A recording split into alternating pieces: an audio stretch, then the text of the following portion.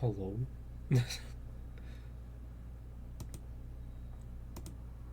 I'm alive. We're live.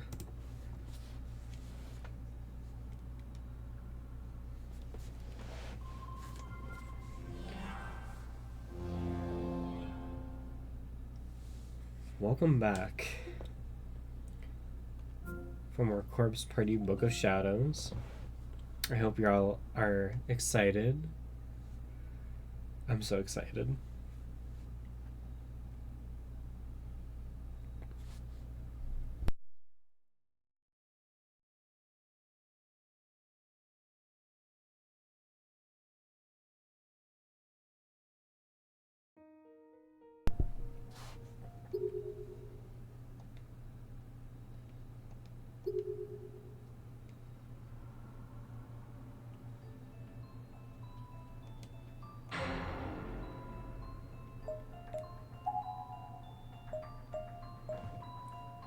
So only got 4 chapters left. I'm really excited. It's gonna take the next few days because, you know, I do them in increments. So we're gonna do Purgatory today.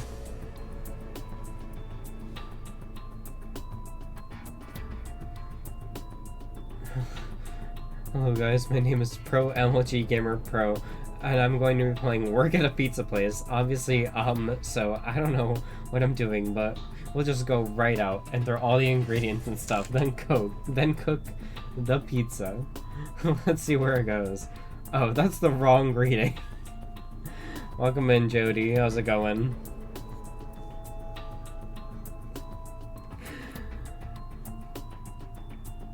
But we're gonna be playing through Book of Shadows chapter Purgatory today, and over the next few days, tomorrow I'm gonna do Shangri-La, then probably Saturday night Meyer, and then Sunday we'll do Tooth. So we'll probably be done with this game by Sunday. And then I think we'll jump right into Sweet Sachiko's birthday party on Monday. Then Blood Drive, then Dead Patient 2. Or Corpse Party 2 Dead Patient. So, let's go.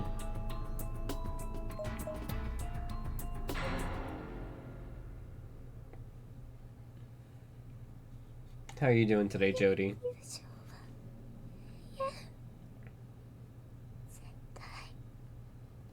Our friendship will last forever. It will never die.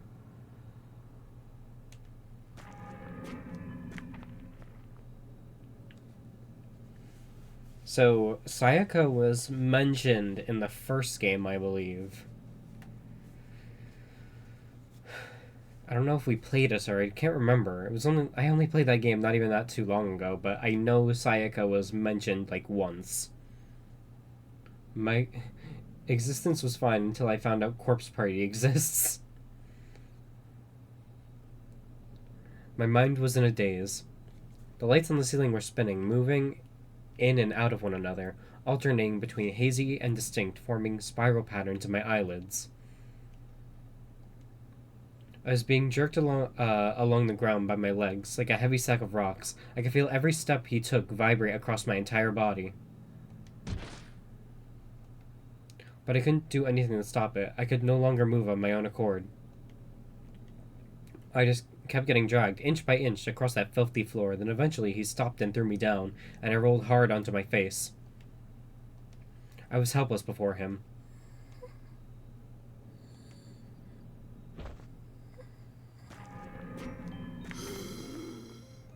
Now we dropped something.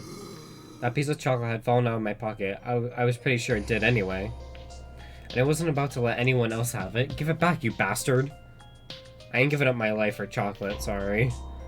The large man took my crumpled form and roughly flipped me back over by the legs, as if I were nothing more than a doll to him. I was facing him from the middle of the hallway as he readied his enormous hammer and looked right into my eyes. Was this it? Was I going to be killed now? Please, God, no. I was terrified, but not entirely. After all, she's coming to save me. Naho's coming. I know she is. She'll always come. She's my friend.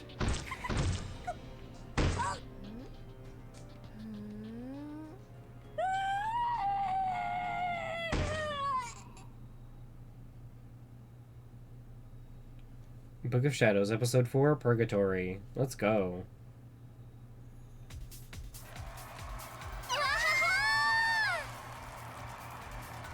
Okay, this is a whole different vibe from the game now. This is a whole different vibe. Oh, okay, so Sayaka was Naho's friend. But as we all know, Naho died and is, you know, in Heavenly Host. This is just party, no corpse. Well, I mean, Naho died, so technically, Naho's a corpse. Technically, she's a ghost.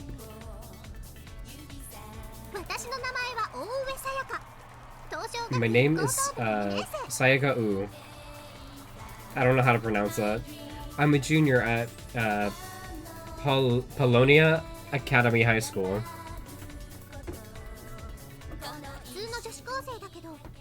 I'm just a normal girl, but my job conflicts with my studies, so I don't go to school all that often.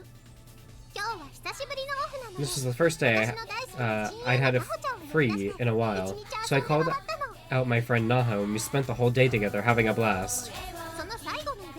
The last event on our schedule was a Twinkle Girls concert. They play every so often at the local venue called Club Beta. And they're so all incredibly cute. I try to catch them whenever I can. Recently, Twinkle had been performing on the evening request shows, and they'd be getting more and more attention, as well as they should, you know? I joined them on a program a few times myself, and the group I like to keep in touch through texts and tweets.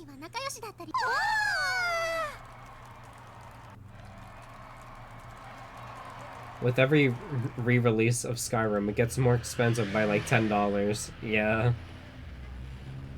My eyes met with Naho's when we both put our hands in the air, like we just didn't care. So cute. Thanks, Sayaka. Twinkle's the best. I think I'm in love.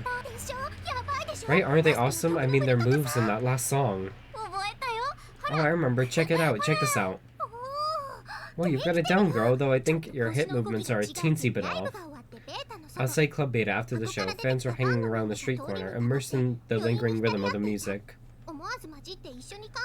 I wanted to ride that wave itself, but didn't like the idea of blocking the road in the process, so Naho and I just pranced our way back to the station. Hey, check it out. I bought a towel. I hate Twitchell. They keep giving me the same 6-minute unskippable ad. I'm sorry.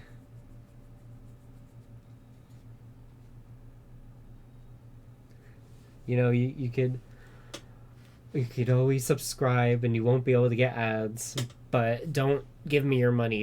Don't do that. That's bad. Don't do that. Naho began waving around a towel she'd bought at the merchandise booths after the show. She looked like a matador taunting a pop idol. The new #1 fan, that's excellent. I'll have to buy one next time myself. It's still only 9. Hey, Sayaka. Let's say we drop by Gus on the way back. Come on, let's get ourselves some sweets to eat. Sounds pretty sweet to me. Lead on.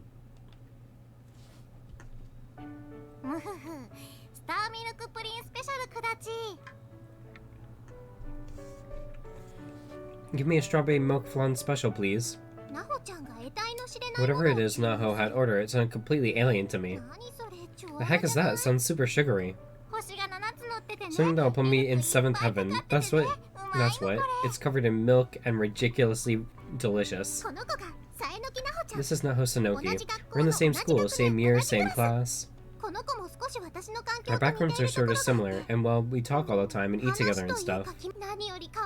But most of all, just look how cute she is. When we're together, she even makes a gal like me all wobbly. I love this little lady. Just don't work on Twitch for whatever reason. Yeah. Like me, all wobbly. I love this little lady. Let's go, lesbians, let's go! Point is, it's good, and you're welcome to try some if you'd like. Why, thank you. As for me, I believe I'll go with the butterful pancakes. Coming right up. They do say girls shouldn't ingest a lot of calories after 9 at night, but hell, we hadn't eaten all day, so I figured why not indulge a little.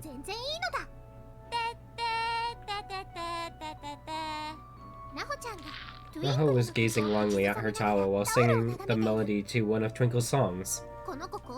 She's usually a really cool and collected person, so I bet our classmates would flip out if they saw her like this. It was only when the two of us were alone together that she let loose with this feline-like personality of hers, and it always made me feel really special. You just seemed like you had a great time. I'm glad you could join me. Naho slowly raised her head up and looked into my eyes, and wow, what a gaze that girl had. I felt like I could lose myself in those perfect peepers. Not the perfect peepers. Something wrong? I'm worried about you, Sayaka. You haven't been getting enough rest lately, have you? I completely hid in my fatigue, but Naho somehow saw right through me. I could never keep anything from her. Yeah, I haven't really had weekends these last 2 months. Only 3 minutes left to go after this ad ends. Voice acting, soap operas, online radio, yeah, I can definitely see the problem. I'll bet you're one to talk though. Radio, ghost hunts, and oh yeah, aren't you supposed to be in a movie too? Totally jelly, by the way. I'm just an extra. I'll be sitting behind Takumu Saito eating French food. Hooray for me! I didn't announce that yet though. Where'd you hear about it? On Mr. Taguchi's blog, of course. He wrote a ton about it, all in boldface. And he told everybody to cheer you on as loud as they could. Oy vey. Her expression twisted into an exaggerated blah pose, and she sprawled out across the table. You can't say anything around that guy. For a while I gazed at Naho, who had placed her chin on the table and puffed out her cheeks. Not sure how to break the silence, I tried switching subjects. Oh hey, Naho, for my next radio show, I'm doing a special on scary stories. The deflated Naho suddenly reinflated. Guess I'd piqued her interest. Everywhere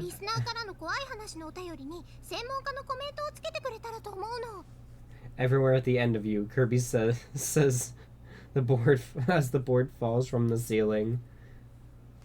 Huh. You've got a great voice and I'd love to have you as a guest speaker. You can be my expert commenting on ghost stories submitted by listeners.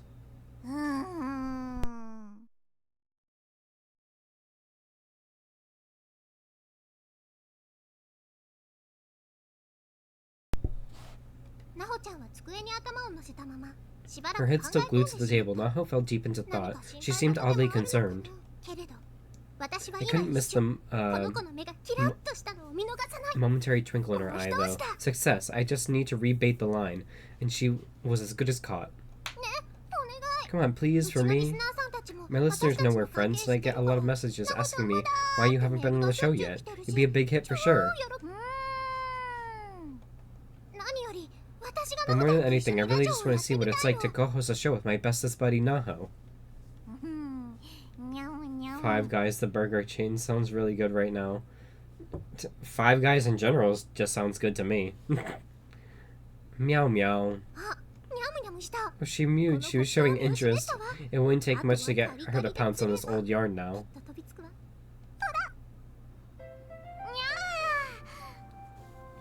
What is this?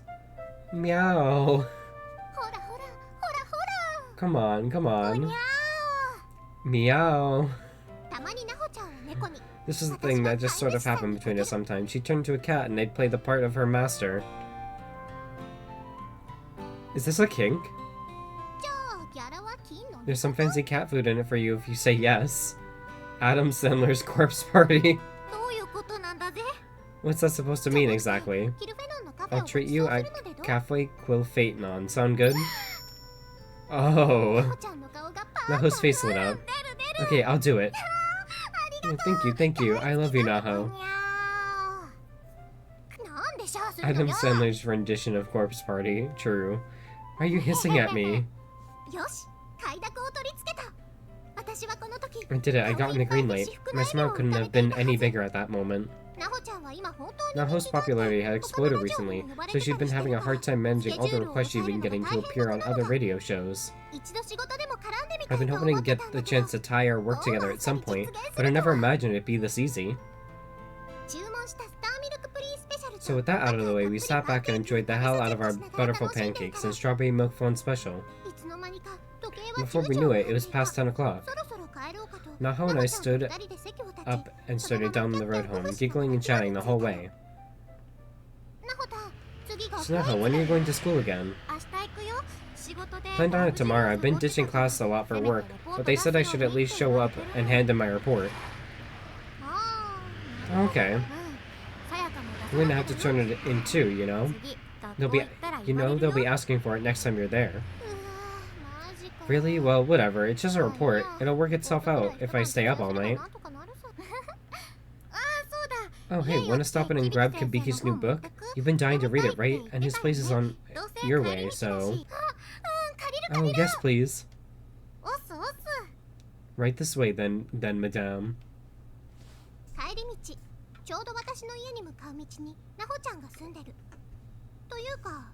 Naho's house was literally on the way home for me, or rather Mr. Kabiki's house, since that's where she'd been staying for the last little while.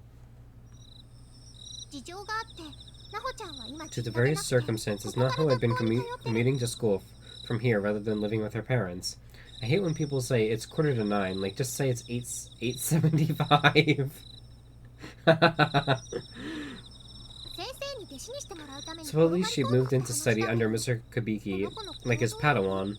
She was always willing to go that extra mile, and I always admired that about her. Kabiki, I'm home. Oh no, he's hot. Don't worry, we learned from the it was either the first game or in the first game that Mr. Kabiki is a full-grown adult. So, oh no, he's hot. Welcome back. Not too cold out, I trust? Hi. Nah. Ah, hello, you must be... I was nervous as he looked me over, and he had very kind eyes. And man, was he ever hot. Like, old-school Japanese-style hot. Good evening, it's a pleasure to meet you. My name is Sayaka U. I bowed quickly, and Mr. Kabiki flashed a gentle smile. I wish he'd just flash me. I'm Kibiki, thanks for always looking after Naho. She talks about you quite a lot. I'm so glad. I've also heard a lot about you, Mr. Kabiki. A laundry list of failed publications, no doubt. Oh no, that's not true at all. Hey Sayaka, since you're here, why don't you stay for tea or something? Kabiki bought some really amazing second flush Darjeeling. Well... I kind of felt like I was being put on the spot. I mean, it was already late and I doubted Mr. Kabiki was too keen on playing host. You don't mind, do you, Kabiki? Of course not, though you'd best give your family a call and let them know where you are. You wouldn't want them to worry after all. Thank you very much. I hope it isn't too much trouble. Please, make yourself at home. Dude's got a killer smile. It was easy to see why Naho got so into him. Alright then, come on in. Okay. In front of Kabiki, Naho returned to her usual cool self. After calling home, I passed nervously through the living room, feeling a bit like I was imposing. But what a living room it was. The furnishings were a fusion of Japanese and Vietnamese styles, and everything just looked really posh and inviting. This place is incredible. Go ahead and leave your bag over there, and please get comfortable. I'll put on the Darjeeling. Oh, thank you very much. Thanks, Kabiki. It's no problem at all. I was looking to drink some myself, in fact. Kabiki then disappeared into another room, his smile never once fading. A total dreamboat all the way. Naho gestured for me to sit, so I cautiously plopped myself down on an expensive-looking sofa. Wow, I'm sinking. Sayaka, just relax, okay? I'm going to go hit the little girl's room. Okay, I'll be napping here when you get back. Go for it. Naho began walking out of the room, chuckling at my swiftly sinking form. Mere moments later, though. This sure caught me by surprise. I turned in the direction of the scream, concerned.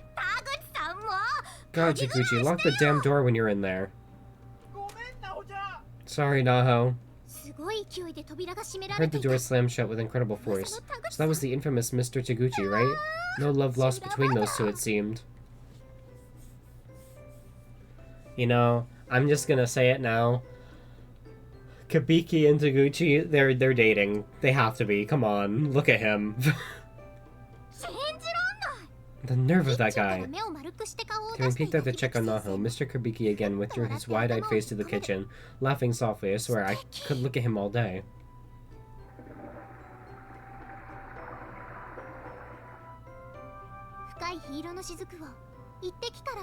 Trying to savor each single drop of the deep crimson liquid in my cup, I slowly and carefully imbibed? I don't even know what that word is. The tea that was placed before me. Whatever blend Kabiki had brewed before, bore a flavor unlike anything else I'd ever tasted. That's wonderful. Excellent, excellent. I'm glad you like it. It's got such a complex taste and aroma. I always thought all black tea was the same. But then at my house, we only have that kind that comes in tea bags. Found, not founded. Wait, I found a street named Gay. Guess who's found a new home? Hey. There's nothing wrong with the tea that comes in bags. It's gotten quite good these days, in fact. This is just the way I'm used to drinking it. It really is delicious, Mr. Kabiki. Isn't it about time for you to go home, Taguchi? Oh, come on, Naho, don't be like that. Taguchi may have been her elder, but he was completely outmatched by Naho. Those two had a pretty fascinating relationship all their own. Actually, you know, I do have a rental video to return by the end of the day, so I guess I should probably be leaving after all. More porn? What? No. And what do you mean by more? Anyway, if you'll excuse me. Techno break. Death by FAP. Naho faced Mr. Taguchi and posed as if she were shooting a beam of light at him, like some kind of legally unnameable masked superhero. I'll see you tomorrow, Mr. Kabiki. You too, Naho. Actually, I'm going to school tomorrow, so no you won't. Oh, really? That's a surprise. Just keep on keeping on, Taguchi. Rock those 29 years of insubstantial accomplishments. Man, you're ruthless. Whoever named frogs got it right. Those things are frogs. Exactly. Taguchi staggered to the door and vanished into the outside world, utterly defeated. Watching from next to me, Mr. Kabiki simply waved his hand and smiled. You know, they made out Naho to be kind of a bitch in the other dimension when she's dead, but like, knowing this is the Naho we had before she died, I kind of like her like this. I should probably be going too. Thank you so much for your hospitality. My pleasure. I'm sorry we couldn't offer you anything more. Oh, please. Well, Taguchi's gone. He got a pretty good head start, so I don't think you have to worry about running into him. Wow, you are ruthless. You're welcome back anytime. Please be careful on your way home. Thank you so much for everything. Have a good night. I stepped out from Kabiki's lovely home, and Naho walked me to the corner. The air felt crisp and cool against my cheeks. It had been a positively lovely day all around. Before parting ways, I lent Naho one of the Twinkle CDs I had in my bag. Then we hugged, and I began a short walk back to my own house. Naho-kun, arigatou.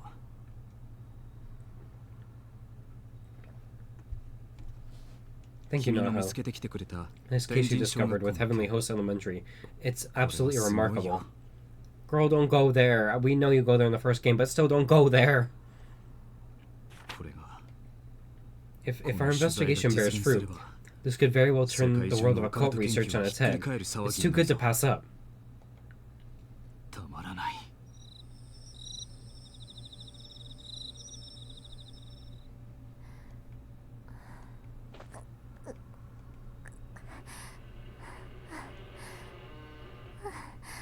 Girl, stop breathing in my ear.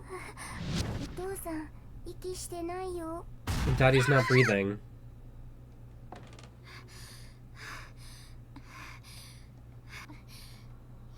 Just a dream.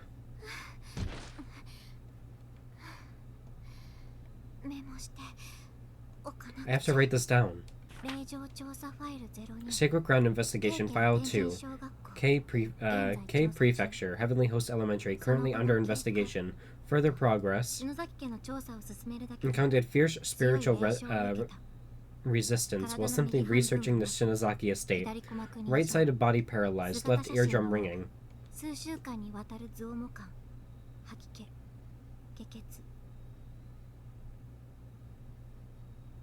Orbs visible in photographs, influence confirmed. Severe dizziness, nausea, bloody BM experienced. Symptoms persist for weeks.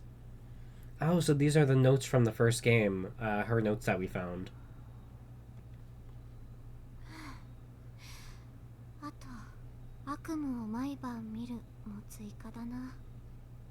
And unrelenting nightmares on top of all of that.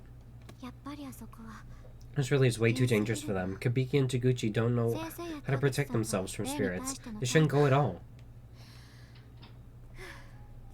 My name is Naho Sanoki.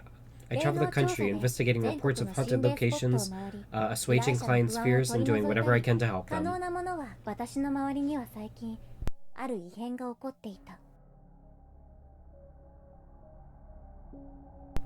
Recently, strange and unpleasant things have begun happening to me. I began investigating a certain haunted ground for the last month and encouraged a malevolent will more powerful than anything I'd ever experienced. And encountered a malevolent will more powerful than anything I'd ever experienced.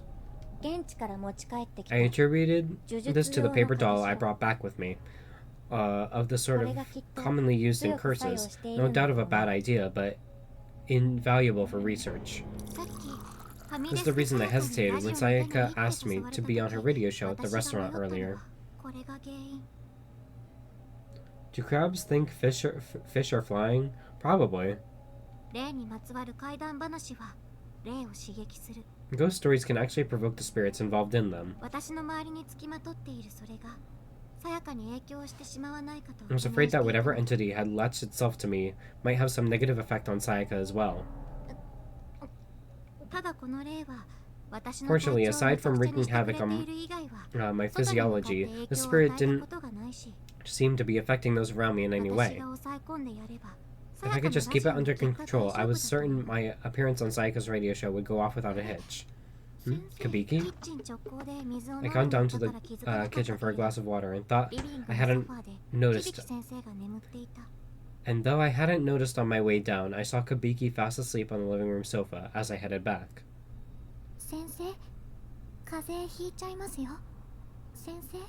Razor RGB Mountains. Kabiki, you're going to catch a cold down here, you know, Kabiki?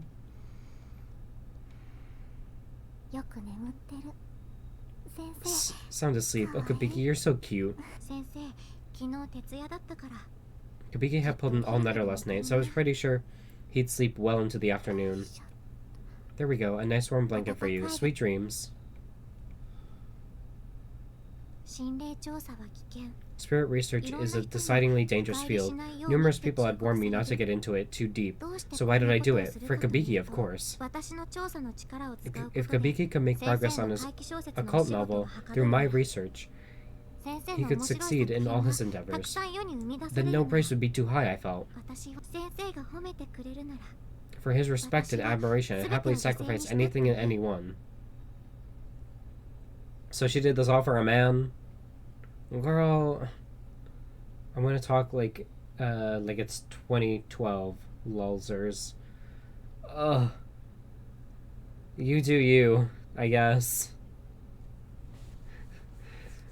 For his respect and admiration, I'd happily sacrifice anything and anyone. Yeah, it's definitely too dangerous to send Kabiki and Taguchi to Heavenly Host by themselves. I have to make sure that I go with them. Dude, I saw a video on TikTok by this one gay creator I watch, and it was like him and it was dating a millennial, and oh, it was so terrible. It was so bad. I cringed so hard.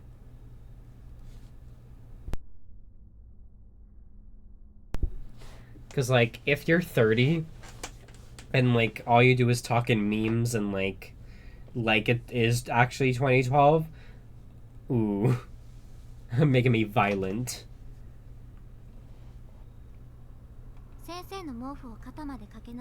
I took a biggie and returned to my room, realizing he'd still be asleep when I left for school. I decided to write him a note. Just as I was concerned for him, Kabiki was worried about putting me in danger as well, stating his prior intent to go to Heavenly Host with Taguchi instead. I was so flattered by his consideration that I just didn't have the heart to lecture him about how ludicrously bad an idea that was. Let's see, to my dear mentor. The most bizarre ad I'd ever seen was for an ad about Among Us nuggets. Yo, I want Among Us nuggets. The time is now 11 in the morning. Here's the latest news of the day. The body of a schoolgirl was discovered in the plaza near the escalators at the southeast exit to Tokyo's Shinjuku station. Good morning, Naho. I wanted to talk to you about that Tenjin urban legend you found. I really think it may be a bit too dangerous to bring you along, so Taguchi and I should probably go by ourselves. She's not here, come to think of it. She did say she would be going to school today, which is rather unlike her. As usual, everything's in perfect order in this room. Late night and day compared to my study. Like night and day compared to my study. What's this, a note? To my dearest mentor, for you, I'll go to any lengths. Based on my findings from old Tenjin Town records, I feel more confident that it is possible to return from the school using the escape plan we discussed. But you and Taguchi don't have the ability to resist spirits like I do. It would be far too dangerous in there, for just the two of you. So when I get home from school today, I'll be joining you in performing the charm of Sachiko Shinozaki. I don't hold out much for our success, but if it works, you're seriously going to get the scoop to end all scoops. If I can help make lightning strike a third time for you with your editorial department, then you totally owe me dinner. Naho.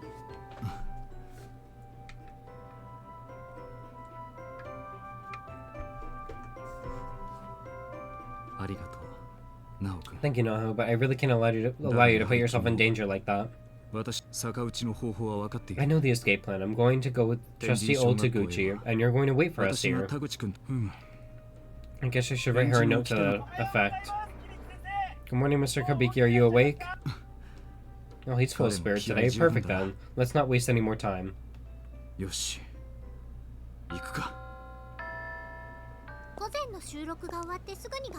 I went to school as soon as I finished my morning recording session.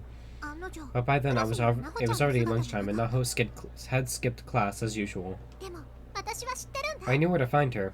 Work may have kept her out of school most of the time, but when she did come, there was one spot she always chose for lunch.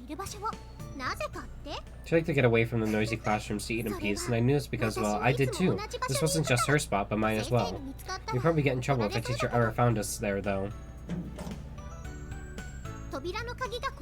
See, the locked door leading to the school roof just happened to be broken.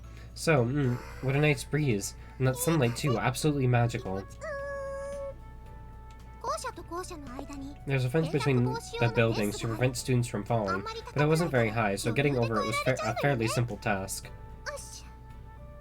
Why? Why? Why this shot? Alley-oop. I crossed the gap, mindful of any stray gusts of wind. The best shade was on that side, so as long as I didn't look down, it was well worth the effort. And there she is. Oh, Naho. As expected, she was nestled right into her usual spot. The sight was positively picturesque. A high school girl, all tucked away on the school roof, nose buried in a book with a non-script paper dust jacket. I swear, you could just paint any moment out of this girl's life and it would be a fine portrait. Sayaka. Sayaka. Hey there. Sorry to have kept you out late last night. I hope your family wasn't mad at you or anything. No problems at all. They were a-okay with it. Seems you've trained them well. What are you implying? So hey, the book from Mr. Kabiki you lent me yesterday. Freaking awesome. Right, didn't it just totally suck you in? I love how it goes on and on with the psychological descriptions of the first murder scene. That protagonist is totally nutso.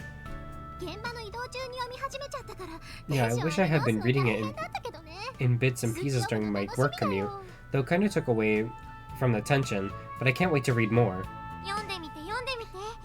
Yeah, just keep at it, it's gonna blow your mind. Oh yeah, that Twinkle CD you lent me? To die for, seriously. Really awesome. I bet you recognize a bunch of those songs from the concert, right? You should check out some of their music videos sometime too. Maybe I got one on my phone that I can show you now. Nope, guess not. I'll have to give you a rain check on that. I wonder if there are any good fan-made ones. Ooh, good call if there are. I totally want to see. The bell. One already? Well, I've got an appointment I can't miss, I'm afraid. Guess I'll see you after school for recording. It's at 5:30 in East Shinjuku. So we should probably meet at 4 behind the school gate. Okay. You said behind the gate. Really? What are you, 5?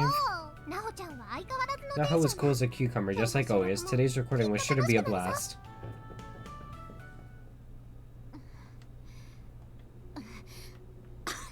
This one's persistent. I'll give her that. Blood, really? Is this curse honestly affecting me all the way down to the cellular level?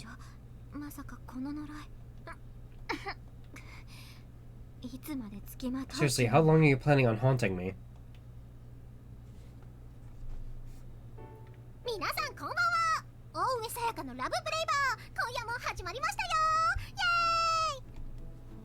Good evening, everyone. Welcome to tonight's installment of Sayaka-u's Love Braver. The night don't start till I pour out my heart. So let's get pouring, shall we? You'll never guess where I went today. I went to school to meet up with my friend, actually. It was the first time in a while I could just kick back and relax. We talked forever. Like, forever. But of course, the real reason I went was to learn stuff and junk, of course. They're laughing at me in the control booth. What's going on in there, fellas, huh? The thought of Misu actually going to school is hilarious. Hey, come on, I go to school. I too. I'm a high school student just like everybody else my age. Don't laugh, you trying to say I'm too old, too cool for school? Seriously, stop it, you're gonna give me a complex. Some days you just can't win, you know? All I wanted to do all I wanted to do was to say how great school is, and look what happened. I'm a laughingstock. Well, I'm glad you guys are having fun at least. Let's enjoy our half hour together tonight to the fullest. Braver!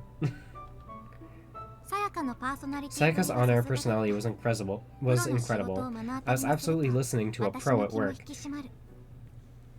And she had me hooked from the moment the show began. Okay, that wraps up the intro, Miss Sanoki. Please head into the booth. On my way. It was my turn now as guest speaker. When I entered the recording booth, Sayaka sat facing her mic and waved me over. Hey, girlfriend! I returned Sayaka's cheery smile and sat myself in front of the guest mic that had been prepared for me, but something felt wrong. Very, very wrong. Fucking Sachiko. Bitch.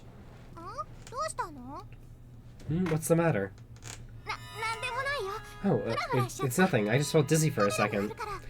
Well, the camera's on you now, so wear your cutest face, okay? Roger that.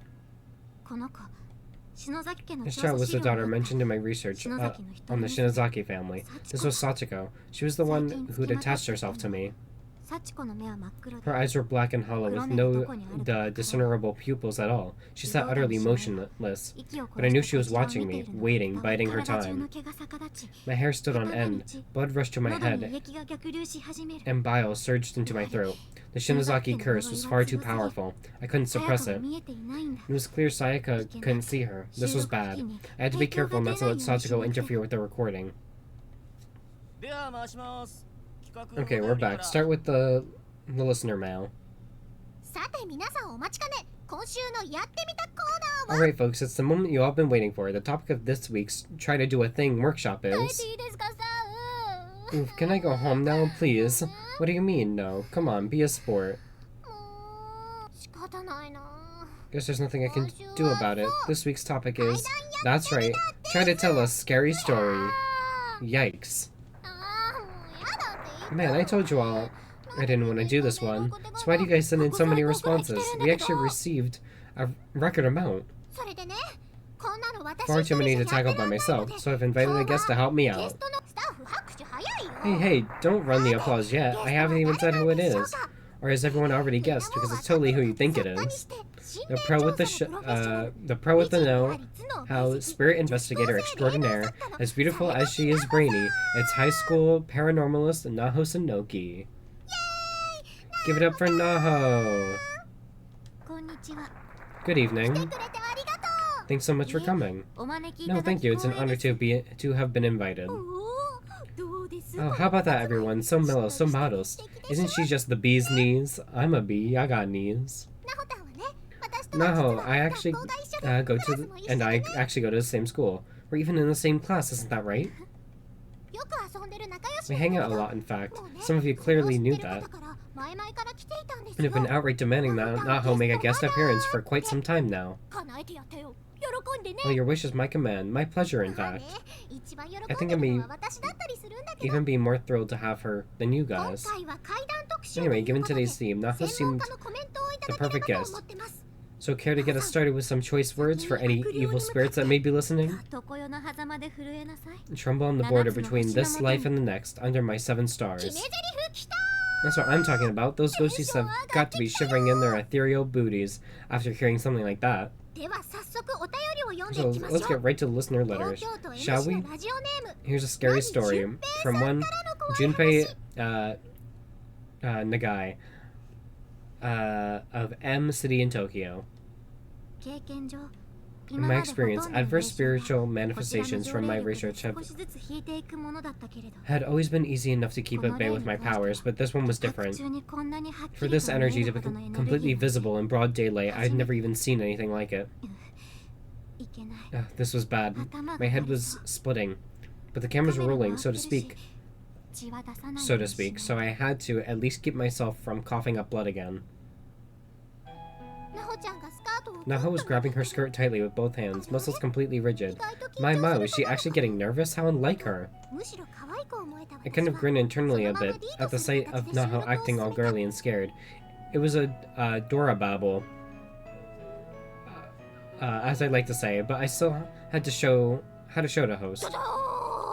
Thunk, I slid open the door and there before me I saw a pair of eyes staring intently right into my very soul. Wow, that is so super freaky. How about it, Naho? This has gotta be fake, right? Mr. Mizuno of Kyoto is just pulling our leg, right? Maybe, but with only this evidence to go on, it's hard to judge the authenticity of the claim. So what you're saying is it might actually be real? That is a possibility, yes. Oh no, please.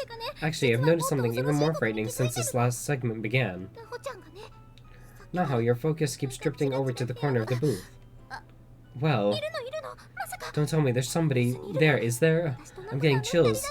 Do we have another guest with us today? An uninvited one? Please say no. No, we're fine. It seemed a perfect twist to up the tension of the segment, but the look of Naho's face suggested that I may have been onto something, which was terrifying. Her guest spot on this show may have just been fun and games, but I know Naho was about as well versed in spiritual matters as they come. This gave her a great deal of confidence, but unbeknownst to me, that confidence was beginning to unravel all around her. She was in way over her head, and by the time she would come to realize this, it would be too late, and not just for her. Great work, everyone. That's a wrap.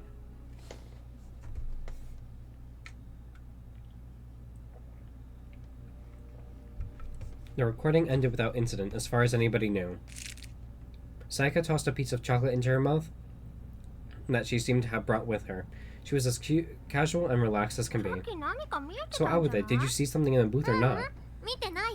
No, I didn't see anything. I glanced back into the recording booth. Sachiko's spirit had disappeared a little while ago. I felt it was best to act as if nothing happened, and successfully managed to steer the topic of conversation elsewhere until... What the... Huh? What's wrong? Someone talking out here during the recording? No way would any of us make a rookie mistake like that. You wouldn't be able to hear us from inside the booth anyway. There's something on the tape though. It sounds like a voice to me. Oh, where? Here, during this exchange. Mr. Mizuno of Kyoto is pulling our leg, right? Maybe, but with only this evidence to go on, I'm only hearing those two. You don't hear a third voice?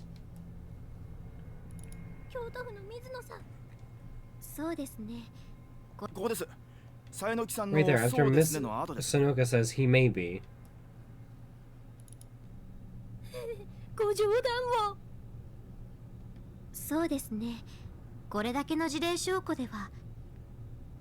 Oh, okay, I hear it.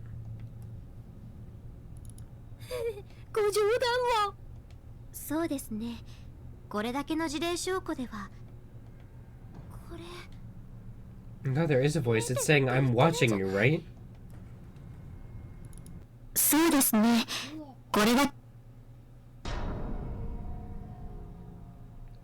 Whoa. It's so loud. You've got to be kidding me. It's in the recording for sure. It's so creepy. Is this for real? An actual EVP? Hey, what's going on? Hey, what's the matter? Pull yourself together. Suddenly, the director began to clutch at his throat and thrash around. His face was bright red and his mouth frothed over as he struggled to breathe.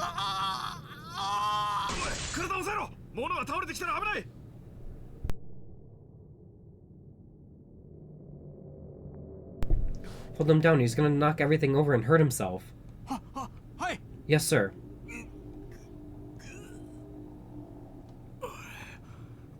Is it over? Was that some kind of seizure? Oh crap, he's not breathing. What? God. Call an ambulance quickly, he needs CPR. Okay. Come on, keep it together, man. The hell's going on? Send the guest home, we're done. Sayaka's usual smiling countenance had been replaced by a thin mouth and cold sweat. There was no doubt about it. This was the influence of that spirit. It must have been absolutely terrifying for her co-workers who'd never had contact with the spirit world before.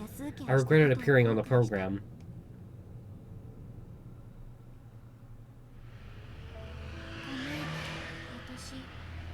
I'm so sorry, I guess I shouldn't have come. Don't be silly, you did great. You managed to resuscitate the director too at the hospital. We can cut out the voice for the podcast. But honestly, I say we leave it. I mean, it's kind of a lucky break when you think about it. I'm really grateful for your help today. I owe you one, so if there's anything I can do for you, just let me know. Oh, and as for Quill Phaeton, how's next week sound? On the way home, Naho finally smiled, glad to see she still had it in her. I needed to put on a happy face myself too. I was afraid that if I seemed too gloomy, it would bring Naho down, and she hadn't done anything wrong. I had to let her know how grateful I was. And try to bring her spirits back up. Two of us parted ways on a corner near our houses, as I needed to stop in at the convenience store for some groceries. See you later, thanks again. You too, good night. I never before felt such a strong persistent spiritual presence. I had a considerable amount of power within me, and usually it was more than enough to disperse any malicious wills that dared draw near. But even with all my connection, I'd still put Sayaka and her co-workers in grave danger. They easily could have been killed by the curse. For the sake of dear Kabiki's safety, it really should be... Wow. Should have put the kibosh on our entire investigation into the Shinozaki family line a lot sooner. I'm sorry, y'all. Y'all know I can't read. I am struggling. But,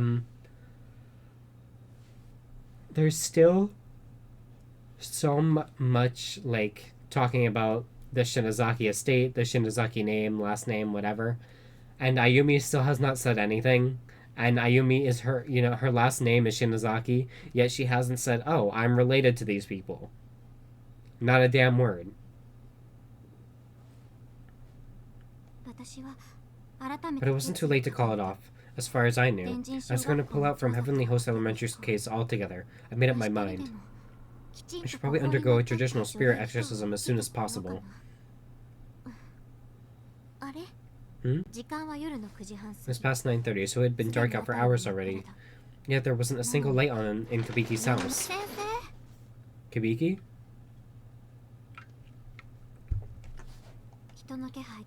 No signs of life. Somehow the whole house felt a lot larger and emptier than ever before. Kabiki? Kabiki, are you sleeping? I peeked into his study. He wasn't there. Nor was he anywhere else. The house was deserted. Now, Kabiki's meetings for work were always held at a regular time, so this wasn't unprecedented or anything. But the atmosphere inside just felt different somehow. There was this peculiar silence, as if no one had ever lived here in the first place. I'm watching you. Something just seemed very, very wrong. It was like someone was watching me, sneering at me.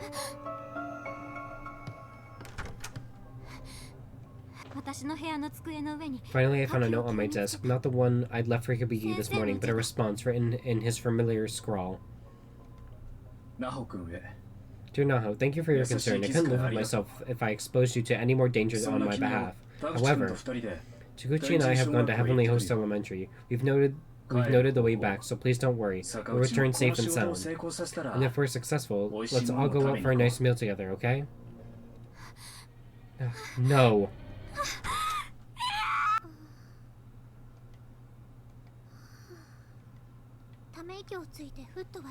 With a sigh and a mumble, I snapped back to reality, glancing at the clock. I marveled at the fact that it was already past 10. I've been in a daze for half an hour since getting home. Craziness. What a day. My shoulders feel like they've got lead weights on them. I couldn't have brought it back with me, right? No, there's no way. I stood up from my desk. The problem was the uniform. I couldn't really relax in it. I should know better. I just needed to change. Yeah, that sounds good. I'll feel better once I get out of this uniform. I can see you. God, please.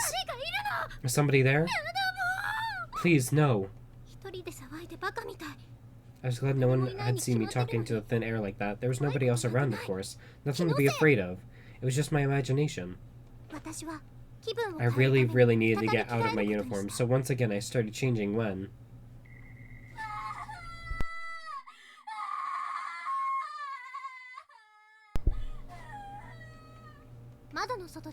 Definitely not my imagination this time. There was somebody screaming outside my window, running toward my house. What? I seriously felt like I was going to break down. Maybe I already had. Opening the curtain slowly, I peered outside to see who it was. Wait, is that Naho? I couldn't see her face clearly, being on the second floor and all. But that was Naho, alright. She was crying like a madwoman. She looked awful. Sayaka! What's wrong, Naho? Naho? Sayaka, it's Kabiki. Kabiki crossed over.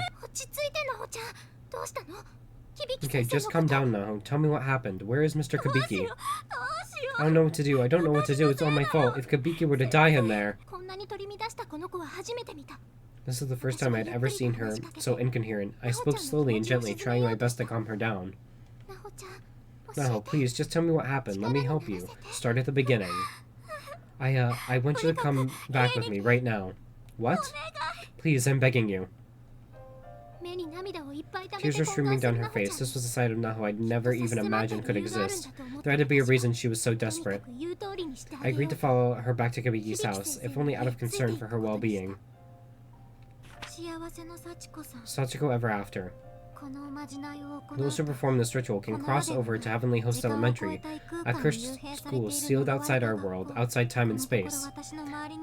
It's a locus of powerful energy, and the effect it's had on me thus far has been disturbing enough that I've decided to abandon my investigation. But before I could convey that to Kabiki, he crossed over without me, taking only Taguchi for backup. So please, Sayaka, you're my only hope at this point. Will you come with me to Heavenly Host so I can rescue Kabiki? I didn't really get any of what she was saying. Heavenly Host Elementary, a cursed school? And this was all to rescue Kabiki? What was in there, exactly? He needed rescuing from. The only thing I did understand was that I'd be accompanying Naho to some unsafe, unfamiliar spirit world. I couldn't just casually agree to go with her.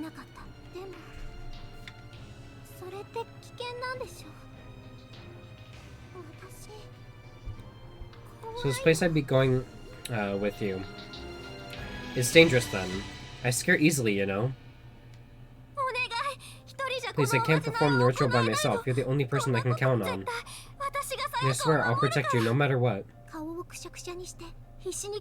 Her face was most disheveled I'd ever seen. And she was practically begging. I knew two sides to this girl. Her cool and collected professional persona and her cat to my master. But this panicked desperation fit neither of them. The words I'd spoken to her following a recruiting session suddenly popped into my head. I owe you one, so if there's anything I can do for you, just let me know. Kabiki, Kabiki! I took one more look at Naho's tear-stained face and just knew I couldn't turn away from her in this time of need. Naho, do you really promise to protect me? Mm-hmm. A ray of hope lit up Naho's face like a flower in bloom, and I knew I'd made the right decision. Alright then, I'm in. What are friends for, after all? Sayaka, thank you, Sayaka. I just couldn't bear to see her cry like that. A face as cute as her deserves to wear a smile at all times. We'll be out for a while though, right? You mind if I run back home first and take care of some things before we go? Okay, I'll be waiting for you here. Butt naked. Not a good idea. You'll catch your death of cold. Anyway, I'll be right back.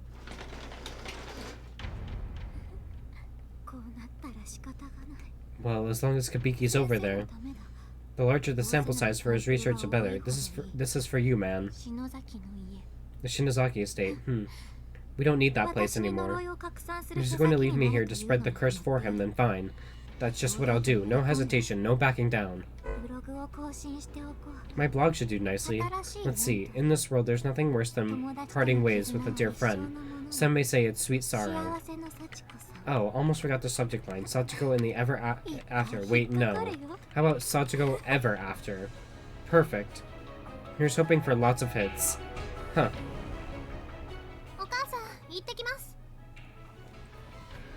So, I like the nicer version of Naho, because I completely forgot. Naho's and Ayumi are the entire reason we're in this fucking mess. So, fuck you, Naho. Yeah, you deserved to die in Heavenly Elementary, or whatever it's called. Heavenly Host.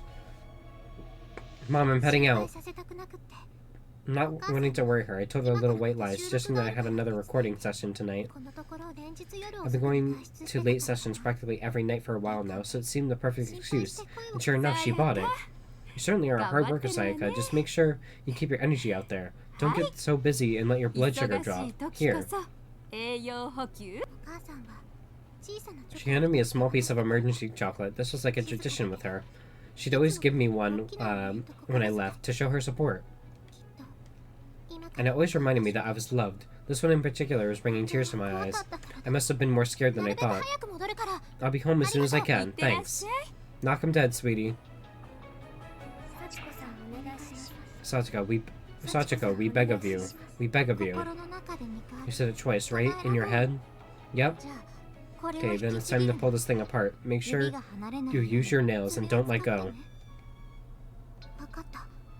Got it. 1, 2, 3.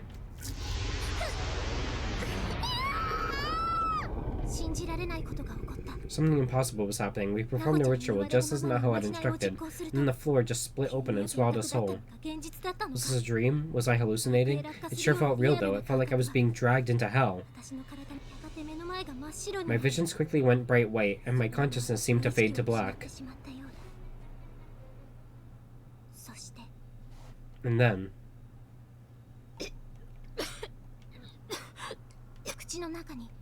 I felt dust or sand filling my mouth, and I sprung to my feet, choking.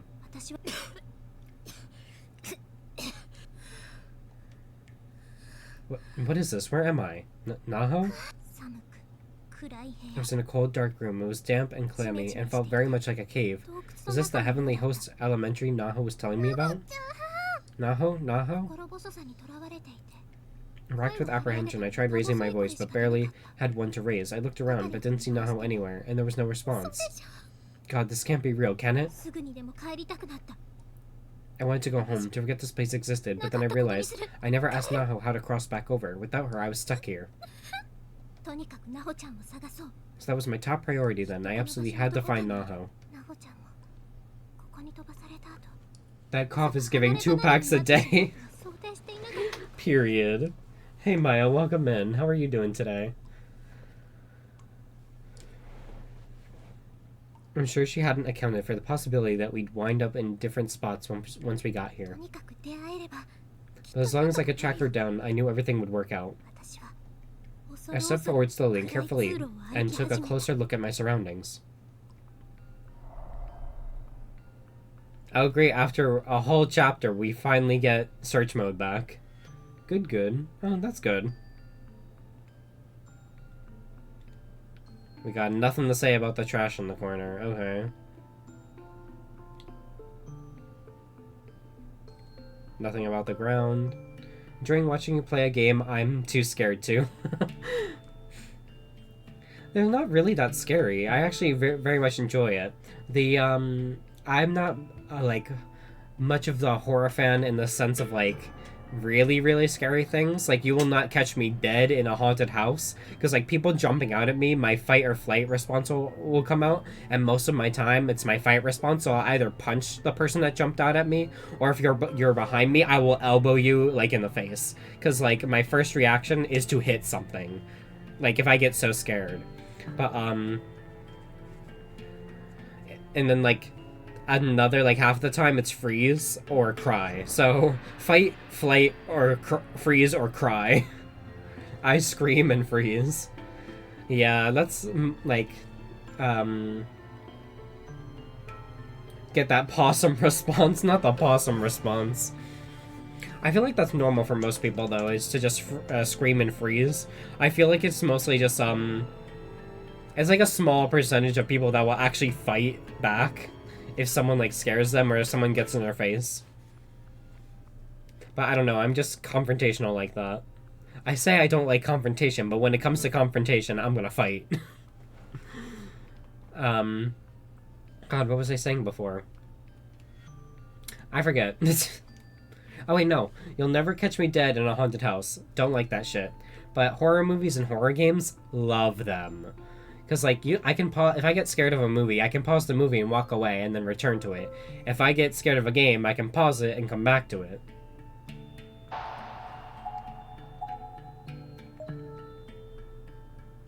So, let's save right here.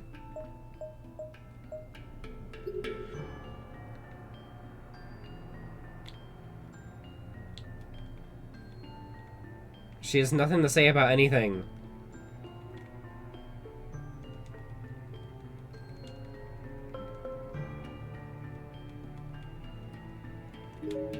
Oh, okay, I'm not stuck in the room. Good.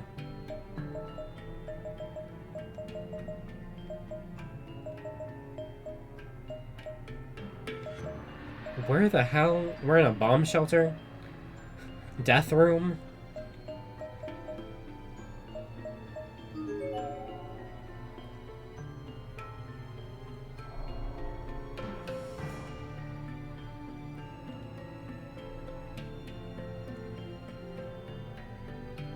Okay, nothing. Oh, okay, I remember what I was saying now. So, these games aren't, like, too scary. The only thing that makes it scary, I guess, is like the visuals a little bit, and it's mostly the noises and the music. Because like you can hear right now, the music is loud, and I've even tried like turning them down in the settings, but I don't know. It's an older game. It's not that old, but like the music just doesn't change no matter how low I make it. I don't know why. It could just be my computer, or maybe my game is acting up. I've got no clue. But it's the sounds and visuals that really give you that like ooky spooky kind of feeling. I'm playing this game for nearly 10 hours. Shit. Not this section, but the whole game overall.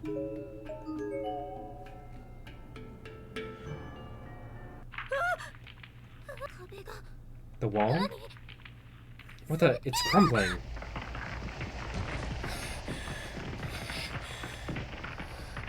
That was close. And I can't get through. Mommy, save me. You're fucking kidding me. The path here is completely blocked with rubble. There's no way through.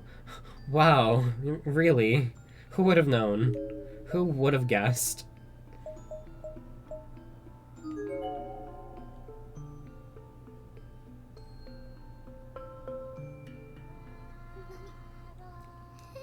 Kagomi, Kagomi, bird in the basket. When, oh when, will you come out? Will it be in the evening of dawn? The crane and the turtle have fallen. So who is it that stands behind me?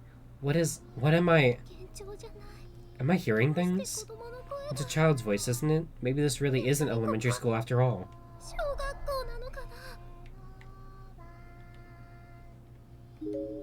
I'm good.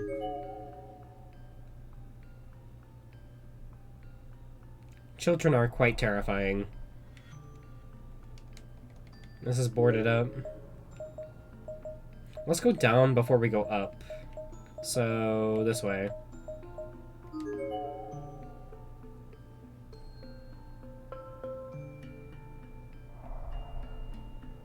You know, I gotta check every frame to see if there's something hiding. Why did they even give you a search mode in most of the hallways if most of the hallways are empty? It's so stupid.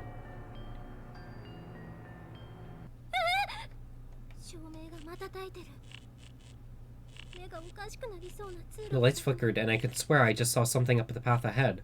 Hopefully just my eyes playing tricks on me. Please? Is somebody there?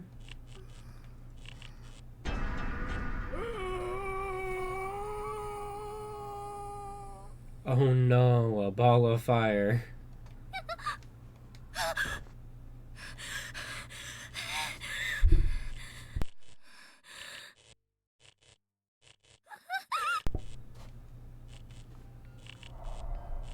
Girl.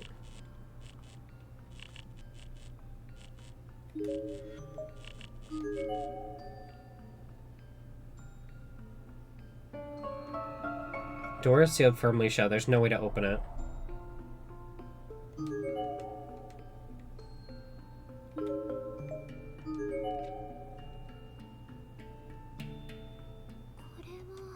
Is this a bathroom? I'm in like a cave and there's a bathroom here? No matter how I looked at it, nothing about this place seemed like an elementary school in any way. But there were lights on the ceiling and support beams to prevent cave-ins, so it certainly wasn't a naturally formed cavern either. I mean, there was even indoor plumbing down here. Whoa. No thank you. What the fuck is that? Y'all see the dead body behind the door? I hate that. When I first saw that, it was fucking weird. I actually did have to go, but there's a limit to how dirty and disgusting a bathroom stall can get before I just refuse to close myself in there. I would have just squatted. Because just like the first game, she's going to be like Yuki. She's just going to piss herself. That's going to be this whole girl's personality. Well, I hope it doesn't jump. Yeah, period. I don't need that shit. Girl, the body? Yeah, you see it behind the door? You see? She's like, ew, the dirt. Yeah, forget about the dead body right there in plain sight. I don't want no coochie dirt. Honestly, I wouldn't either. But if I had to go, I would just squat. I'm sorry. I go right on the floor. No one's there. I actually did have to go, but there's a limit of how dirty and disgusting a bathroom stall can get before I refuse to close myself in there. Because I just have to hold it. So, in the first game, Yuka was literally just the piss girl.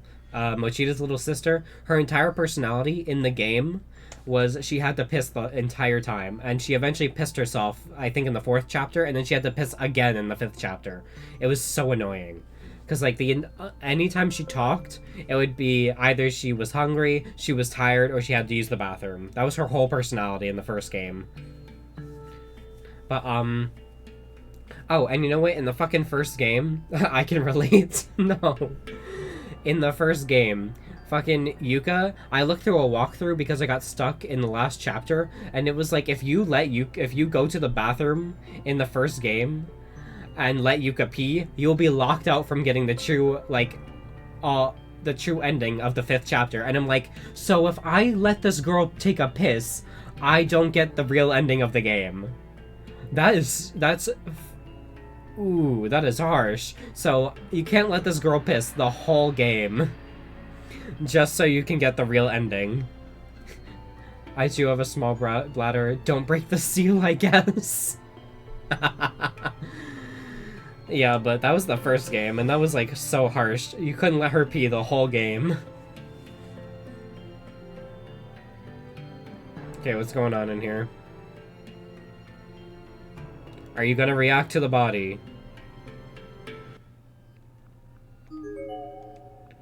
There are skeletal remains here.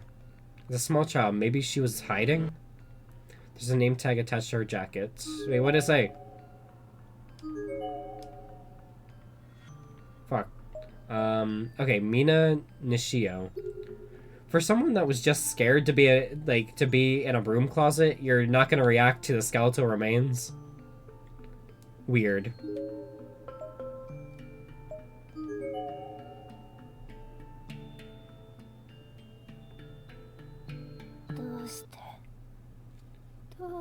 Oh, that's in my right ear. I hate wearing these headphones. Why? Why? Save me. Help me, please. It hurts. Please stop. I can hear the voices of children who seem to be in pain or distress.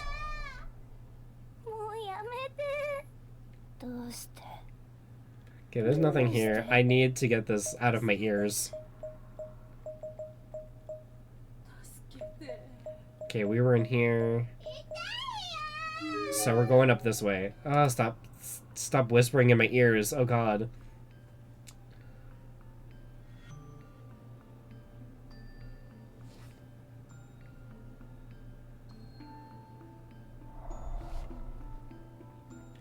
Oh, hey girl. It's a half-decomposed body. Based on the uniform, this is certainly a female student, but age is harder to determine. Her name tag identifies her as senior high, though. Matsukaze Prefectural High School, Tomomi, Isamura.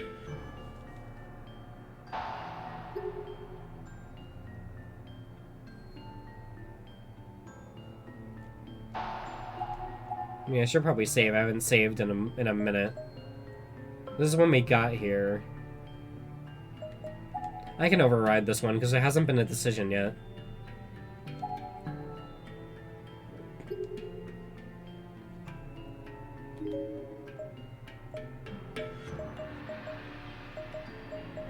Damn, how big is this place? Okay.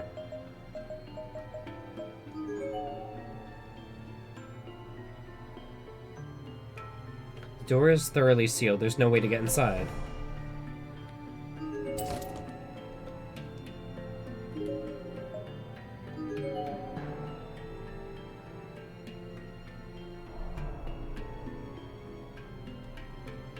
Still nothing. Let's go this way.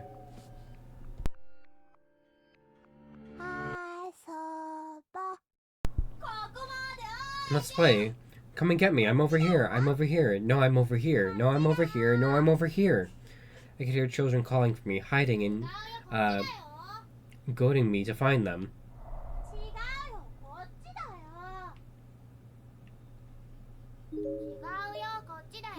Nah, I'm good. Y'all can stay hidden.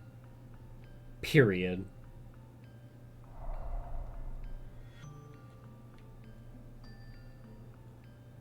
I don't really like this mechanic. I really liked the free roam of the first game, and I know they go back. They kind of integrate mechanics in the third game, which is Blood Drive. So they go back to free roaming, but also visual novel-esque stuff. Book of Shadows is way more of just visual novel. And the search mode, like, it shows up in every room that I go in, but I can't do anything with it here. You think that, you know, if it shows up in every place that you go to, wouldn't it be useful in every place that you go to? Just annoying.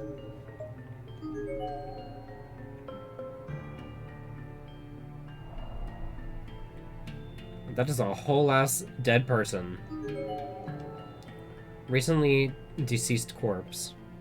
Based on the uniform and various accessories adorning the body, this would appear to have been a female junior or senior high school school student. Her student ID name tag is still fully visible. Karasayama High School, Shihoko Usaki.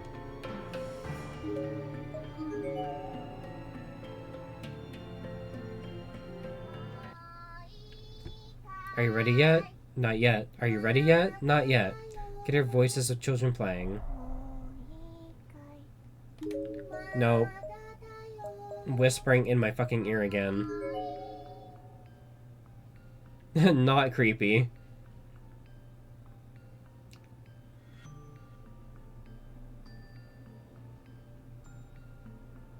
Honestly, children just existing is scary. You may proceed, you may proceed. What narrow path is this? It is the path of heavenly host. No more. God, what is this place? Where even am I?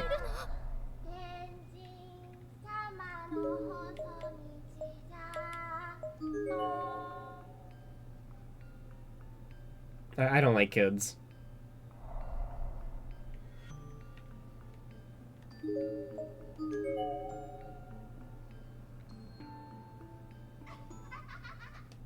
I can hear children laughing.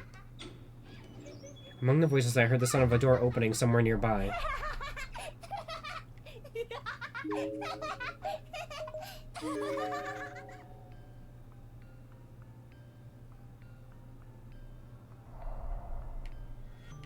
Another dead person.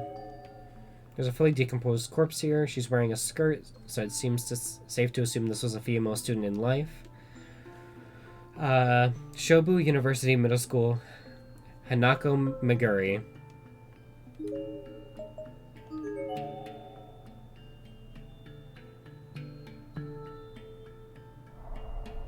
Oh! Foul-smelling, rotting corpse here. Based on the uniform, probably a male high school student in life. He seems to have died sitting down, though he doesn't look very relaxed. Karasayama High School, Yoki Kamimizu. Okay.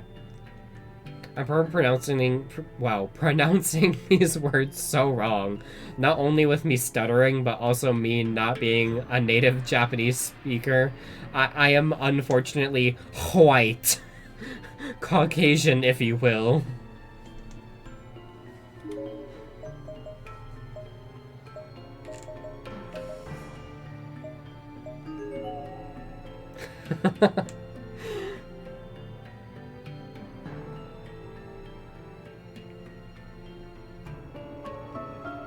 Door is sealed shut, there's no way to open it.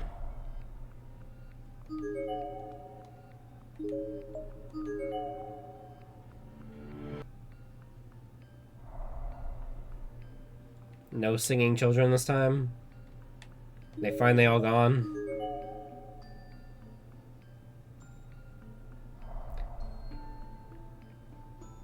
Oh, that was a pose to die in. This recently deceased corpse. Her hands are outstretched as if she was trying to desperately dig her way through the wall. Kamishiro Trade School. Sixi Hagawara. So this is probably open now.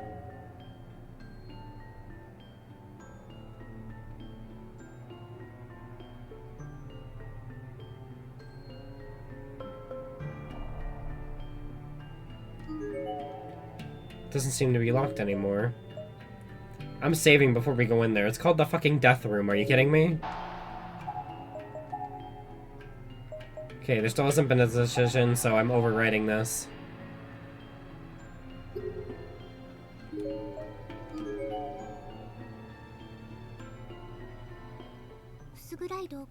I didn't think this place could get any darker, but this room proved me wrong. It was completely, utterly devoid of all light. My only indication to its size was the bloop bloop sound of dripping water from somewhere inside, and based on the echo, it didn't seem too big. I was really content to leave it at that, honestly, but I couldn't, because I knew Naho might have been in there, seized with fear and panic. She usually kept a cool head, sure, but I just seen what she looked like when she didn't, and it worried the hell out of me, so I had to know. Naho? No response, not that I heard anyway. The dripping wasn't very loud, but it echoed enough that it could conceivably obscure the sound of a person's voice. As long as I kept the door to this room open, though, the pale light of the corridor would filter in, and I'd be able to see the exit. I may not have illuminated much, but at least I'd be able to find my way out in a pinch, so I swallowed my fear and walked into the darkness. No, bug. Gross. What's that smell?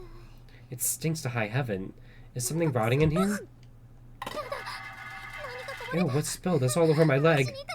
Without thinking, I smacked my hand against my leg, as if trying to knock off whatever was stuck to it. What is this?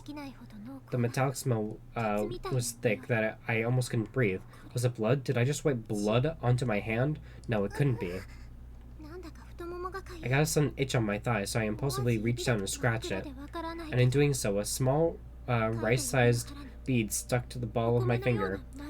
But in this all-consuming darkness, I had no way to tell what it was. It felt an awful lot like a grain of rice, though even smushing and smearing like one when I needed it between my thumb and forefinger. What is this thing? Skin? From my thigh? Crap, I hope not. Huh, the lights? Oh god, what is this place? The source of the horrible smell was suddenly clear. The room was absolutely drenched, from wall to wall and ceiling to floor, with blood and viscera. How many gallons of blood must there have been to coat this entire room? And the worst part was, none of it was dry. It was all wet. It was all fresh. There were indistinguishable... What? Can I speak like a normal person? There were indistinguishable chunks of flesh and bone everywhere. Just what kind of twisted things was this room being used for?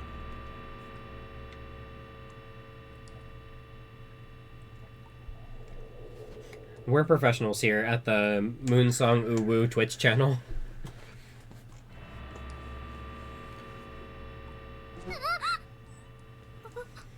Huh?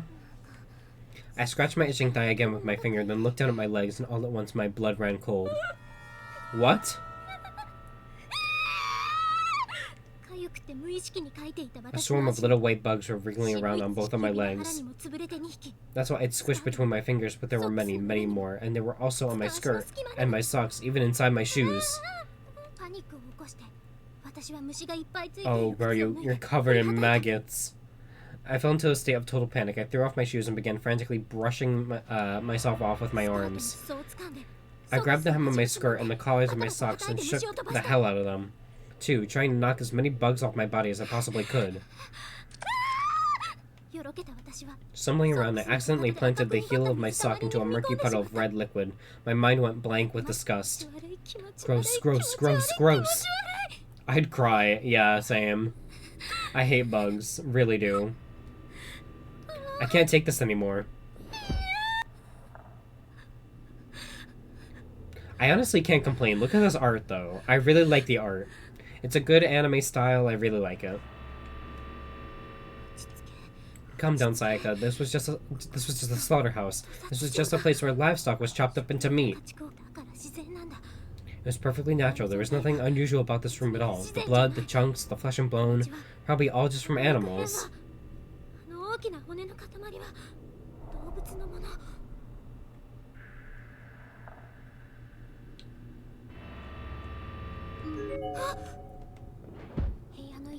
Filthy buckets littered the room. Each one was stuffed with reddish-black globs of meat and quivering yellow and white liquid, and most of them femur-like bones borne to adorned the surface. Sure, Jan.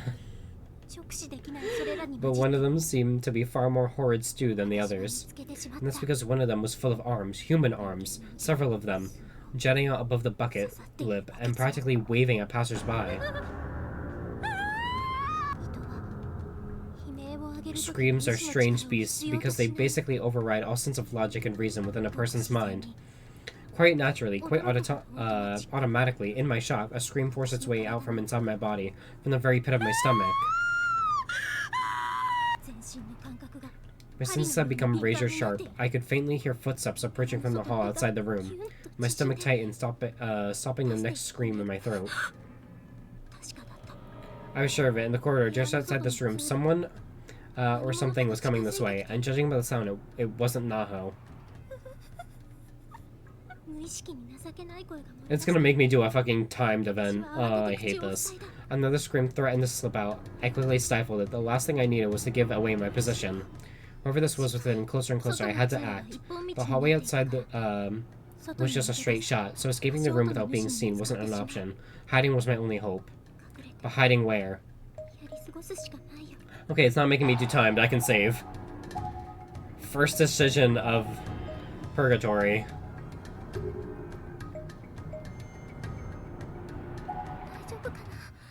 Would it really be okay under the table? Not the best choice, but I guess there really wasn't many other options. Either way, I couldn't afford to hesitate at a time like this. I had to follow my instincts. Fortunately, the table was pretty low to the ground, so I did have some cover there. Nonetheless, I prayed for the footsteps to pass by without coming in. But then the person making the footsteps was probably the same person who turned on the light in here, so I didn't honestly hold out much hope. Rapidly, my thoughts grew darker. Worst-case scenarios began flashing through my mind, one after another. I grasped my quivering mouth and violently shaking shoulders in a vain attempt to calm myself down. I clenched my eyes shut and willed myself to swallow any sounds that threatened to leak out. Naho, Naho, please help me.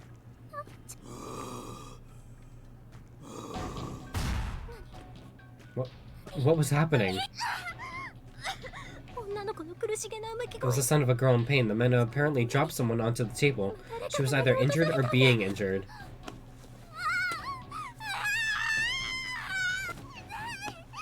It hurts, it hurts, it hurts, it hurts, it hurts, it hurts!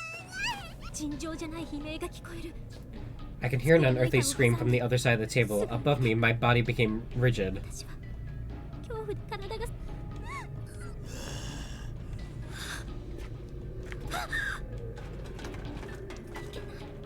Crap, if he bent down to pick that up, he'd see me for sure.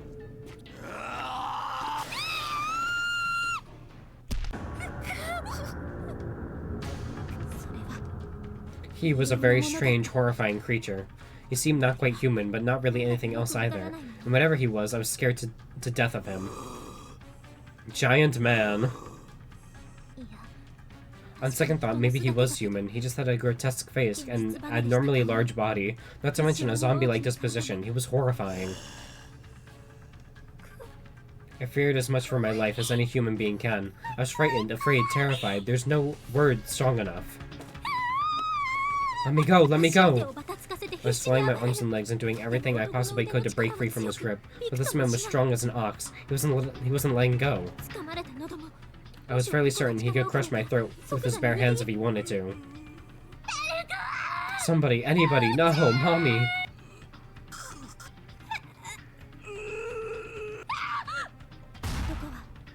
The man drew me up by the neck and violently threw me toward the center of the room. It was almost as if he were proving my hypothesis. The tissue and bones in my throat scraped together with a sickening, unnatural sound. I gasped for air. My trachea was in pieces. I could feel my consciousness drifting away. I wasn't sure why, but then he suddenly let out a blood-curdling moan and made a beeline toward the room's only exit. As he ran out, he turned around and slammed his hand into a heavy iron door and began slowly lurching closed. Wait! I was locked in. I knew it right away. I ran toward the door as best as I could manage, but I already knew I wouldn't be able to get it open again. Wait, please, help me! The girl I heard screaming was strapped into the surface of the overturned table, dangling helplessly. Please, help! God, no, open! Open, goddammit!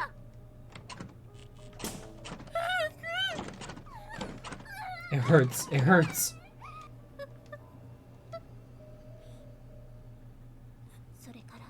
Days passed. I couldn't even begin to guess how many. No light ever returned to that blood-drenched, pitch-black room, and the girl I was trapped with hadn't said a word for a long time. I knew it smelled in here, I knew it was cold, and that I was in pain, but I couldn't sense any of it anymore. Was I alive? Was I dead? I wasn't sure it even mattered. I just wanted to leave the room. Somebody, please, let me out. Wrong end. Let's go.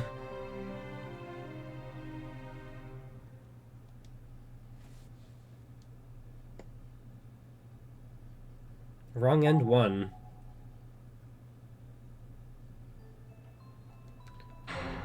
Let's continue.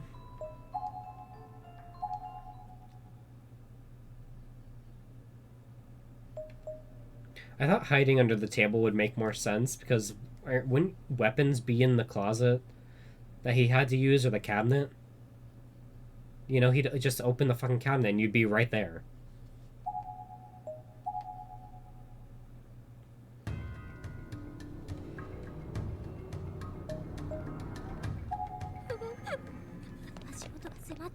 The footsteps were approaching fast. I ran over to the large cabinet on the other side of the room.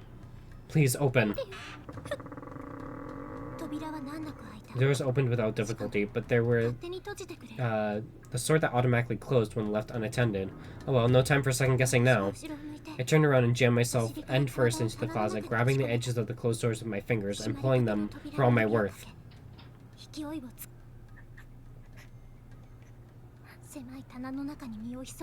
Shrinking my body into the cramped closet, I prayed silently for the footsteps to pass by this room. But then the person making those footsteps was probably the same person who turned on the light in here, so I didn't honestly hold out much hope. Rapidly, my thoughts grew even darker. Worst-case scenarios began flashing through my mind, one after another. I grasped my quivering mouth and violently shaking shoulders in a vain attempt to calm myself down. I clenched my eyes shut and willed myself to swallow any sounds that may otherwise have leaked out. Naho, Naho, please help me.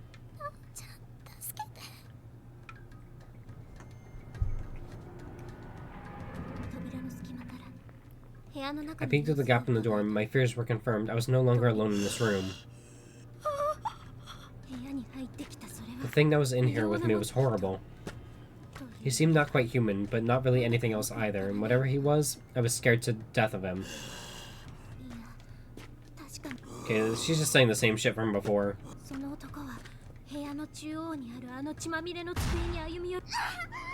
Okay, now I get a visual. Wait a minute. Is that Nana? It might be Nana. That out of moment of agony she came to. My god, she was still alive.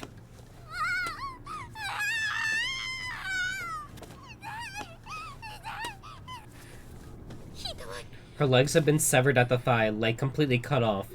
How could anyone do something like that? It is Nana. So this is continuing from chapter 2. Shit. That was a while ago.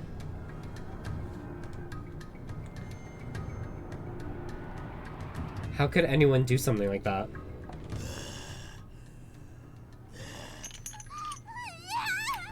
No! The man straddled the girl and tied both her arms into metal restraints attached to the table. No, what was he planning on doing to her?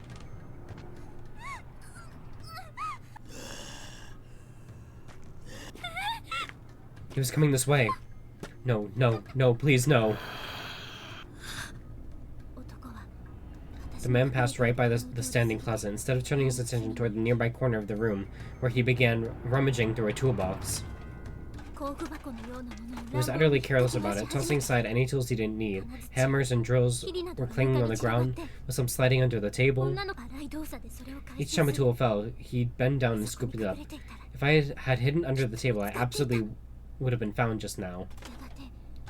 Before long, he pulled out a large pair of pliers, returning to the girl's side, and once again stepped up onto the table and straddled her body. You know what I'm still confused about? Whenever I made a save at the beginning of the game, the characters, knew about it. They knew that they made a wrong decision in a different timeline, and now they were making a new decision and breaking off from that timeline. Because in the first chapter, what's her name? Naomi said, wait, I've seen this before. This already happened. I chose that and something bad happened. What happens if I choose something else? And then she realized that, she could choose something and change fate. And change something that already happened. Ayumi is the only other person besides Naomi to, say something like, hey, I've seen this before, but I don't know why. Or this is like deja vu, but I know this has happened before, and I know how to change it. Those are the only two characters this whole time that have been made aware that, I saved the game and I chose a different plot, to move the game ahead. Those are the only two that have said, I've done this before, how can I change it for the better? But every other character so far has not made that same connection. And I don't know why.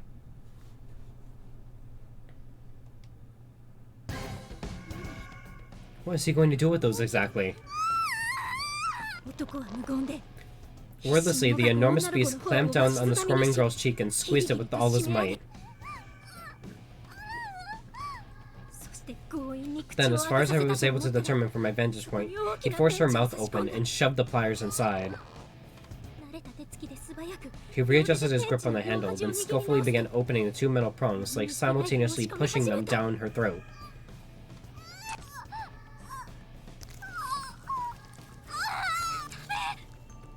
No, stop! Finally, grasping the girl's tongue with his pliers, the man suddenly yanked his arm upward in one single powerful movement, tearing it from her mouth.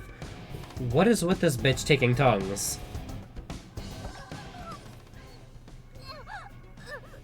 Oh wait, no, I remember. Because he kept getting haunting dreams of Sachiko, coming back to life and telling people what happened. So he takes his victims' tongues, so if they somehow do survive, they can't tell anyone what happened. Damn.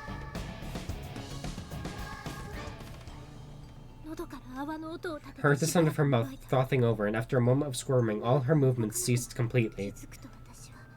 That's when I lost it. Tears were streaming down my face, and I began peeing myself uncontrollably. Urine was pooling along the bottom of the cabinet. No, stop! I frantically contracted my stomach, forcing myself to stop peeing. If any of it leaked out from here and gave my position away, I'd be a goner for sure. My stomach immediately fought the sudden denial with a painful cramp. Please, please, please don't do this now. The man tossed a severed tongue into an aluminum bucket at his feet, then roughly threw the pliers back into the toolbox with an ear-splitting clatter. He grabbed the bucket containing the tongue and slowly disappeared from the room. Somebody had just died out there. I was in shock. What I'd seen had literally scared the piss out of me. I didn't think that ever actually happened. I had to get out of this room. If I stayed here until he came back, and if he found my hiding place, I could easily be the next one to die in that table. Slowly and shakily, I opened the cabinet doors and re-emerged. Yep, there's Nana. Shit, that is a view. The girl was still as a board. She almost looked alive, albeit gravely wounded, but her mannequin-like lack of any emotion whatsoever said it all. I stared at this fresh corpse, just felt so many conflicting emotions welling up inside me. I exited the room, fighting back more screams from the pit of my stomach that seemed insistent on coming out.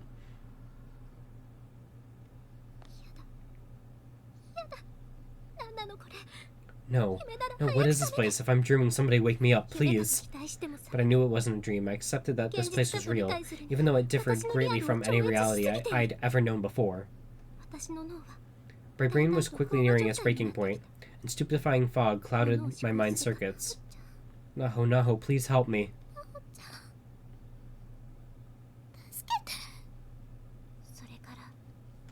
Days passed in a sweltering, isolated bunker. I couldn't even say how many. My cell phone battery ran out after a while, and my watch died too. I was lost completely. But I never stopped looking for Naho. I hadn't eaten anything, I hadn't drunk anything, and I'd slept so many times I couldn't even estimate how long I'd been trapped here. The chocolate my mom gave me was still in my pocket, but I couldn't bring myself to eat it. I felt like it represented an important bond between me and her.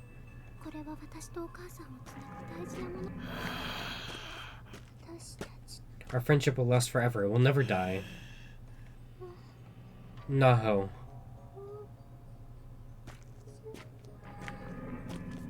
Save me, please.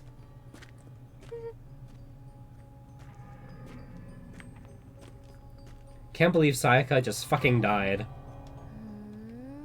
Hmm? Yummy.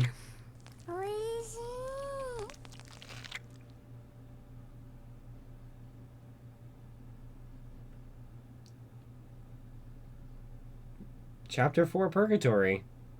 Clear. Chapter 5 is now playable. Ayano Yamamoto, Soulful Testimony unlocked in bonus menu. That was the shortest chapter so far. Only 1 hour and 41 minutes.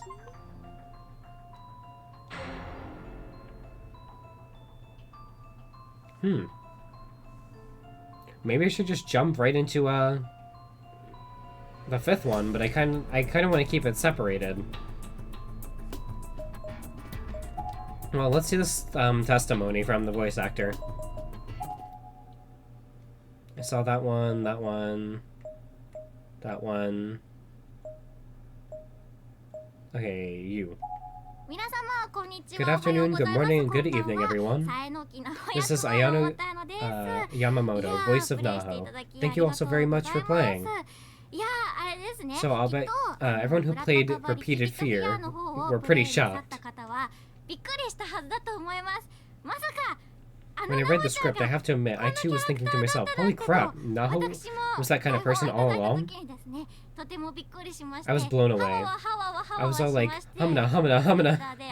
And I tweeted about it. All my fans poked fun at me saying that Naho had always been just like that.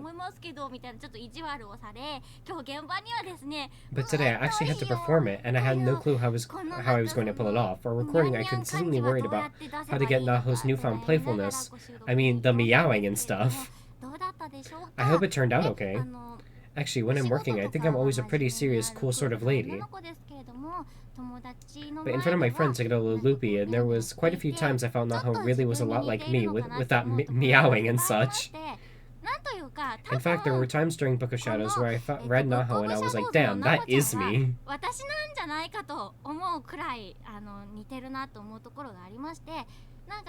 In the previous game, Naho was an intelligent girl you kind of could look up to.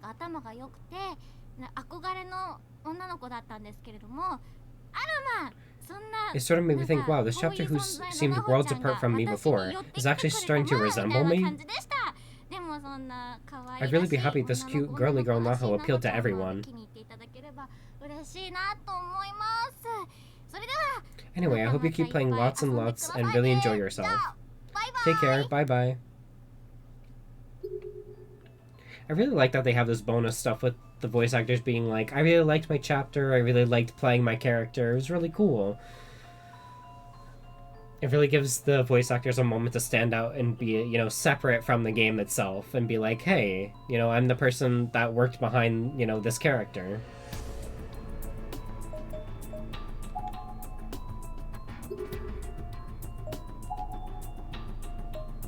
Alright, everyone unlocked a lot of stuff.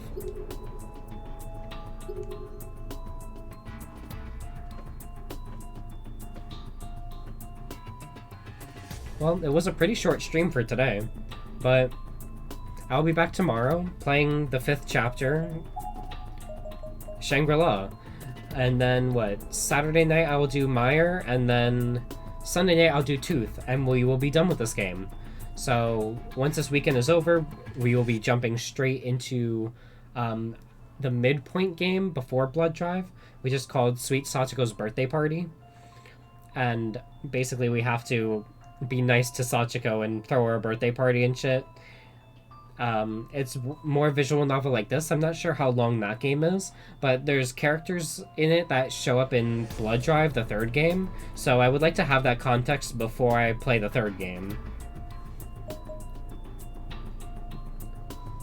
The present? Murder! Yeah, I'm not sure what timeline we're in, because so the first game had to do with multiple spaces and times, but all in one. This game has to do with multiple timelines, which is a bit more confusing to me, but you know, I'm kind of getting the hang of it. Because on the official Steam page, it says that this game is a prequel, a present game, and future game all in one, because it has to deal with so many different timelines, and there's 26 full endings in this game, I think, with all the wrong ends in each chapter. And then the true end as well. So there's still a lot to do in this. We have how many chapters left? So we have Shangri-La, Meyer, and Tooth. So we got 3 more chapters left.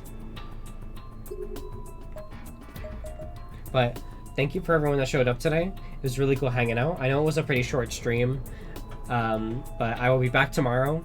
I just really want to keep these chapters separate from each other.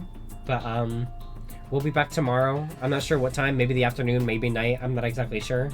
But I will see you all tomorrow. Thank you so much for coming out. Have a good night. Yeah, thank you. You as well, Maya. And to whoever else is still here and maybe lurking, y'all have a good night, good morning, good afternoon, whatever time of day it is. It's 5 o'clock somewhere. Grab a drink.